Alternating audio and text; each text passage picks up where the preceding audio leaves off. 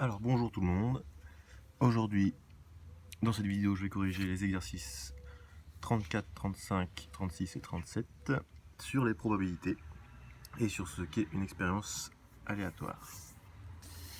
Donc exercice 34, le premier, on place 2 boules rouges et 3 boules bleues dans une urne. On tire une boule au hasard et on note sa couleur. Première question, est-ce que c'est une expérience aléatoire et justifiée?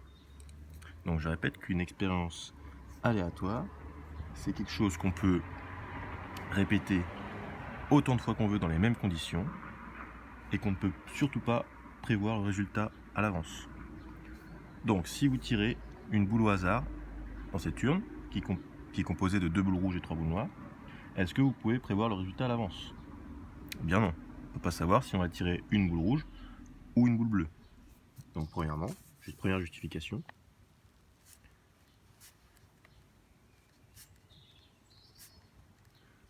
on ne peut pas prévoir le résultat à l'avance. Première justification. Deuxième justification, est-ce qu'on connaît tous les résultats possibles? Ça aussi, ça fait partie de la définition d'une expérience aléatoire. Est-ce qu'on connaît tous les issues de l'expérience, tous les résultats de l'expérience? Eh bien oui. On connaît toutes les issues de l'expérience. Ici, l'expérience, c'est on tire une boule parmi 5 boules dans une urne de couleurs différentes, 2 rouges, 3 bleus. Et bien là, les issues de l'expérience, c'est soit on tire une boule rouge, soit on tire une boule bleue. Et enfin, on peut répéter cette expérience autant de fois qu'on veut, dans les mêmes conditions.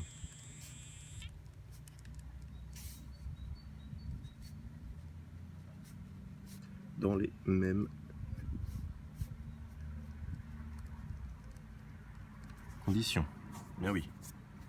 Les boules, il suffit de les remettre dans l'urne, les 2 rouges et les 3 bleus, il suffit d'en piocher une dans les mêmes conditions et ça sera la même expérience.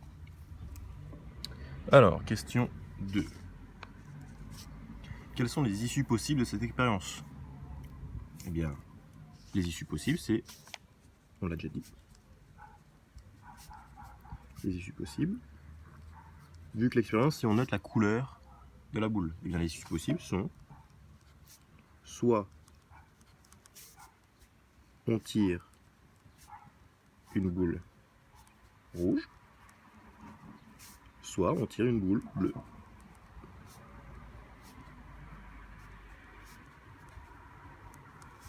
Donc voilà les deux issues possibles. Il n'y a que deux issues.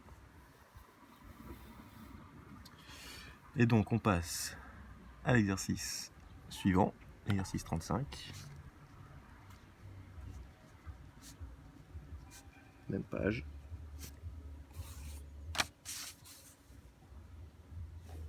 C'est exactement le même exercice, sauf que là on lance un dé cubique non truqué. On précise bien qu'il n'est pas truqué, donc ça veut dire qu'on a autant de chances d'obtenir un 1 que d'obtenir un 2, que d'obtenir un 6, et ainsi de suite. D'accord? Et on note le numéro de la face supérieure. Donc quand on lance un dé, si je fais un 6, bah, la face supérieure, c'est le 6. Est-ce que lancer un dé cubique non truqué et qu'on note le numéro de la face supérieure est une expérience aléatoire? Et premièrement, il faut se rappeler les 3 conditions pour que ce soit une expérience aléatoire. Est-ce que ici, on peut prévoir le résultat à l'avance? Eh bien non. On ne peut pas savoir quand on lance un dé à l'avance si on va faire un 1 ou si on va faire un 6. Donc, premièrement, on ne peut pas prévoir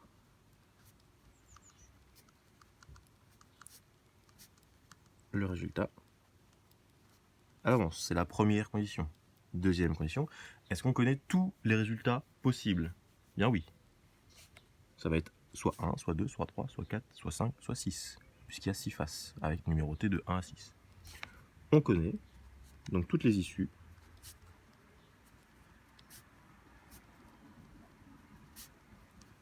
de l'expérience.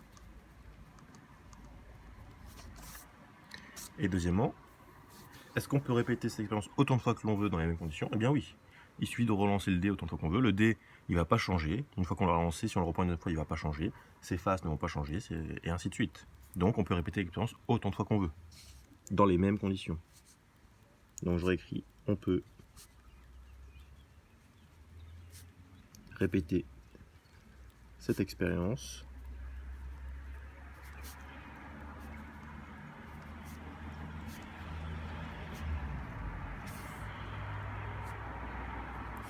autant de fois que l'on veut,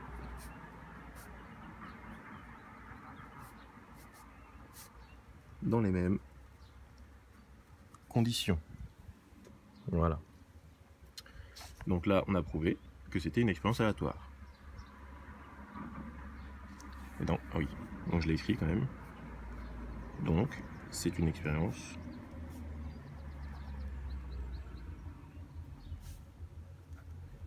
aléatoire. Et je le réécris aussi, parce que je ne l'avais pas écrit ici. Car on a les trois conditions, donc c'est une expérience aléatoire. Alors on passe à la question 2. Quelles sont les issues possibles de cette expérience? Eh bien on l'a dit tout à l'heure. Quand je lance un dé, quels sont les résultats possibles sur le dé? Eh bien, comme il y a 6 faces sur ce dé, un dé cubique, les résultats possibles c'est 1, 2, 3, 4, 5, 6. Voilà. Les issues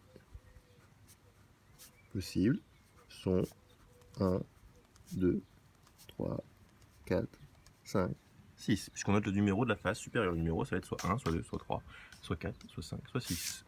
Les numéros d'un dé. Donc, c'est bon pour ça. On passe à l'exercice 36.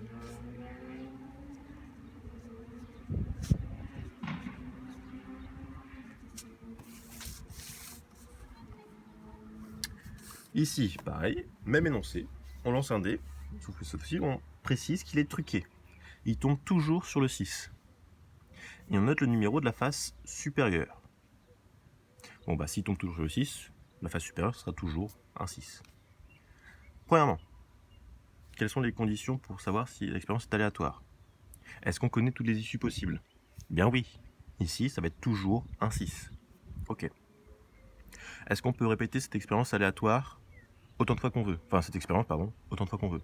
Bien oui, il suffit de relancer le dé, il tombe toujours sur le 6, ça sera la même condition, donc on peut le répéter autant de fois qu'on veut. Par contre, est-ce qu'on peut prévoir le résultat à l'avance? Eh bien là, oui. D'accord? Vu que ça va toujours donner un 6, on peut prévoir le résultat à l'avance. Comme on peut prévoir le résultat à l'avance, ce n'est pas une expérience aléatoire, car elle ne vérifie pas la troisième condition ici, qu'on écrit au début à chaque fois là. Donc, 1, on peut prévoir ici le résultat à l'avance. Et le résultat, ce sera un 6, car c'est un dé truqué, qui donne toujours un 6. Donc, ce n'est pas une expérience aléatoire. Elle n'est pas due au hasard.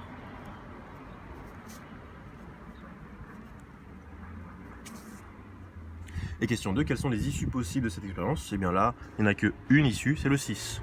Quand on lancera le dé, ça donnera toujours un 6, vu qu'il est truqué le dé. Donc l'issue, la seule issue possible, je mets entre parenthèses la seule de cette expérience qui n'est pas aléatoire,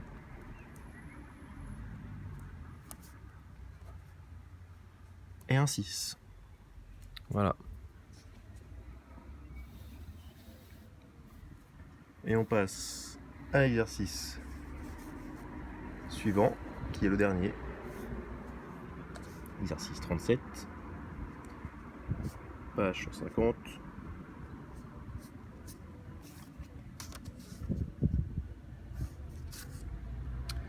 On a lancé 4 fois de suite une pièce de monnaie non truquée. On précise qu'elle est non truquée. Donc, si elle est non truquée, ça veut dire que là, normalement, on a autant de chances d'obtenir pile que d'obtenir face.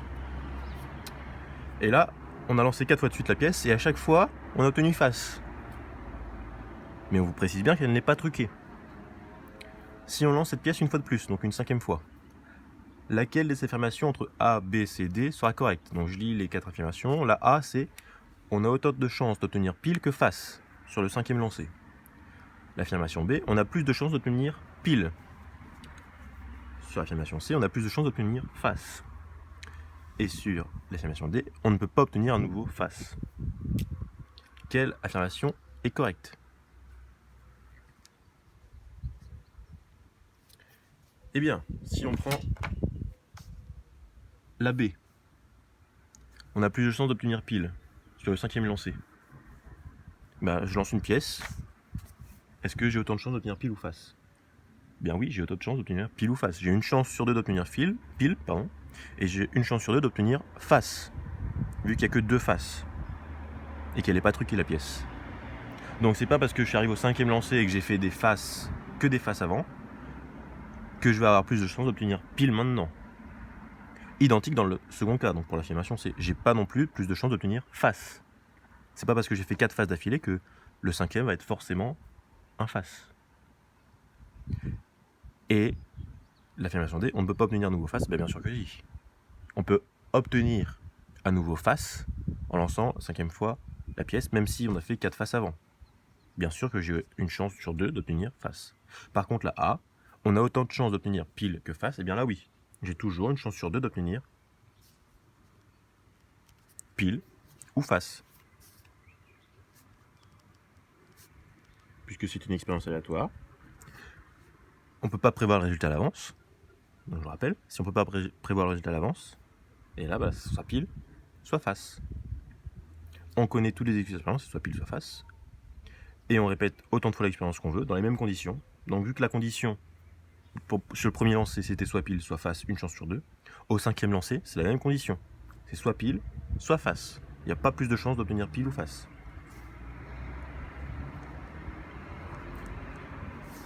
Autant de chances d'obtenir pile ou face. Une chance sur 2. Soit 1,5, soit 0,5. Voilà pour ce qui est des exercices 34, 35, 36, 37. J'espère que la correction vous a convenu. Et à bientôt. Et puis je vous souhaite aussi bonnes vacances. Profitez bien. Reposez-vous. Au revoir.